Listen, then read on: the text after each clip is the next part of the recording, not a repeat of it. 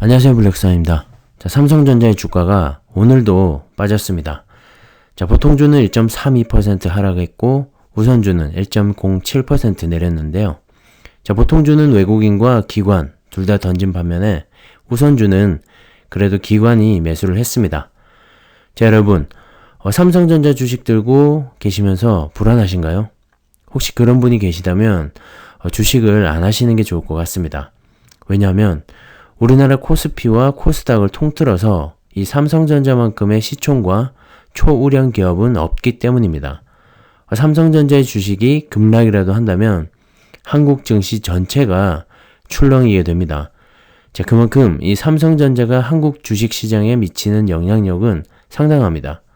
그러니 주가가 오르지 않는다고 초조해 마시고 오히려 이렇게 조정받을 때 분할 매수를 추천드립니다. 저 역시도 금수저가 아니어서 오늘도 몇 주 담아봤습니다. 사실 몇 주 안 되는 주식이지만 그렇게 차곡차곡 모아가다 보면 주가가 올랐을 때 수익률보다는 수익금으로 보답을 받을 수가 있죠. 삼성전자로 단타할 생각이 아니시라면 이렇게 주가가 조정을 받을 때 꼭 분할 매수하시기를 바라겠습니다. 혹시 최근에 삼성전자의 펀더멘털에 문제가 생겼다고 기사나 정보를 확인하신 분이 계신가요? 저는 아직 못 봤습니다.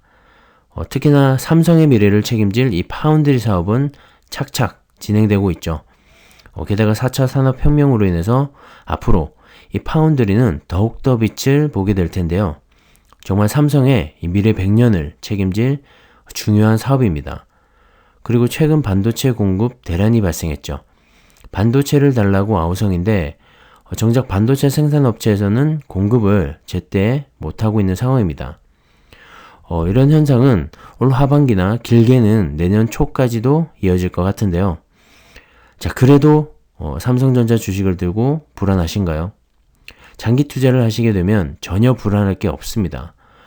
최근 주가가 상당히 많이 올랐기 때문에 이런 조정은 어쩌면 당연한 겁니다. 매일매일 오르기만 하는 주식은 세상에 하나도 없으니까요. 좋은 주식을 가지고 있다면 이렇게 조정을 받을 때 오히려 싸게 매수할 수 있는 기회가 되기 때문에 저 역시도 여윳돈을 탈탈 털어서 조금씩 사 모으는 겁니다.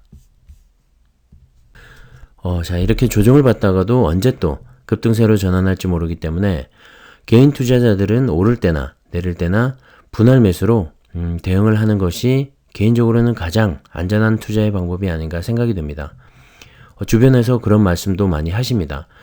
삼성전자가 이렇게나 많이 올랐는데 더 오를 수가 있겠냐고, 이렇게 조정받다가 또 내려앉는 거 아니냐고 걱정들을 많이 하십니다. 사실 저도 삼성전자가 기존의 사업만 계속하고 있다면 적극적으로 투자하기가 꺼려졌을 수도 있습니다. 하지만 저는 삼성전자의 새로운 사업이 너무나 기대가 됩니다. 말씀드렸던 파운드리를 비롯한 이 시스템 반도체인데요. 자, 변화하고 있는 미래의 보폭을 따라가지 못하면 기업은 망하게 됩니다. 발전이 없는 것이죠. 지금 시대가 원하는 게 무엇인지를 정확히 캐치하고 이 변화와 개발을 통해서 이 시대의 흐름을 따라가야지만 살아남을 수가 있습니다.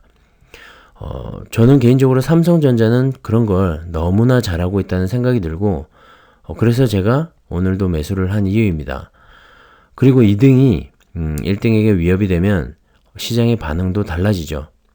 현재 파운드리 세계 1위는 TSMC지만 이 1위와의 격차를 줄여나가면 시장은 더 뜨겁게 반응할 겁니다. 자, 어제 삼성전자의 미국 오스틴 공장이 셧다운 됐죠. 현재 미국 전역에 혹한과 폭설의 자연재해로 인해서 전력 공급에 차질이 생겼고 삼성전자의 미국 오스틴 공장도 멈춰서게 된 겁니다. 이 텍사스에는 에너지 관련 산업이 발달해 있죠. 석유도 나오고 풍력 등 이 그린 에너지도 생산이 되는데 이번 폭설과 한파로 인해서 모두가 멈춰서게 된 것이죠. 그래서 유가도 상승하고 있고 전력 공급마저도 끊기게 되었는데요. 자, 그로 인해서 텍사스주에 위치하고 있는 삼성전자를 비롯한 이 차량용 반도체 업체죠. NXP 반도체와 인피니언 등 이 다수의 반도체 제조업체들 모두가 가동을 중단한 상황입니다. 그리고 미국의 한파로 인한 피해 외에도 세계 각지에서 지금 지진과 화재 등의 천재지변으로 반도체 생산에 차질이 생기고 있습니다. 지난 13일 일본 동북부에서 발생한 지진으로 인해서 세계 3위의 차량용 반도체 업체죠. 르네사스의 낙하 공장이 셧다운됐다가 지난 16일부터 재가동에 들어갔고요. 반도체 원료인 웨이퍼를 제조하는 시네치의 시라카와 공장도 14일 가동을 멈추고 순차적으로 생산을 재개 중인 것으로 알려졌습니다. 또한 지난 4일이었죠.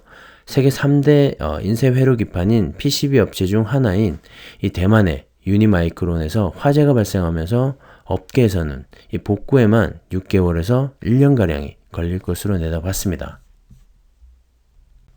물론 전 세계적으로 발생하고 있는 여러 재해들이 하루빨리 해결되고 일상으로 돌아오길 바라는 마음입니다.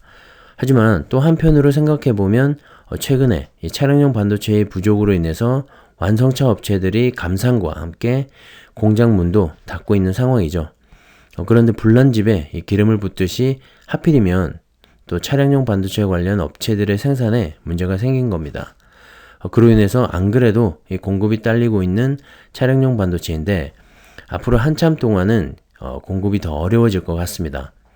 자, 그렇게 되면 어떻게 될까요? 전반적인 반도체 공급이 줄어들게 되면서 가격이 상승하게 되겠죠. 메모리 반도체뿐만 아니라 이 비메모리 반도체에서도 또 한 번 가격 상승이 발생하게 될 겁니다. 셧다운으로 인한 피해 역시 어느 정도는 상쇄가 가능할 것 같은데요. 업계에서도 이번 사태로 인해서 반도체 가격이 시장의 예상치보다 훨씬 더 빠르게 상승할 수도 있을 것으로 보고 있습니다. 반도체 슈퍼 호황기가 빨리 시작되는 것이죠. 악재 뒤에 숨은 호재라고 할 수가 있을 것 같네요. 이렇게 주식시장에는 수많은 변수들이 존재합니다. 최근에 코로나 팬데믹과 같은 질병이나 이번처럼 이런 자연재해는 예측할 수가 없는 일이죠. 아무리 좋은 주식이라고 하더라도 이런 변수들에는 주가가 출렁일 수밖에 없습니다. 하지만 기업의 가치가 무너진 게 아니기 때문에 내렸던 주가는 다시 회복하게 되는 것이죠. 기업의 가치와 미래 성장성을 믿고 있다면 주가가 조정을 받거나 빠졌을 때 오히려 매수의 기회로 생각하고 차곡차곡 모아야 합니다. 주식 투자로 단기간에 부자가 될 수는 없습니다. 철저하게 분석하고 투자를 해도 돈을 잃을 수가 있기 때문에 위험자산이라고 부르는 것이겠죠. 자, 수많은 변수와 변동성에 절대 흔들리지 마시고 처음 삼성전자를 사겠다고 마음먹었던 그 마음 하나만 생각하고 꾸준히 주식을 늘려가 보시기 바랍니다. 어디까지나 제 의견은 참고로만 하시고요. 현명한 판단으로 꼭 성공 투자 하시기를 바랍니다. 오늘은 여기까지 하겠습니다. 감사합니다.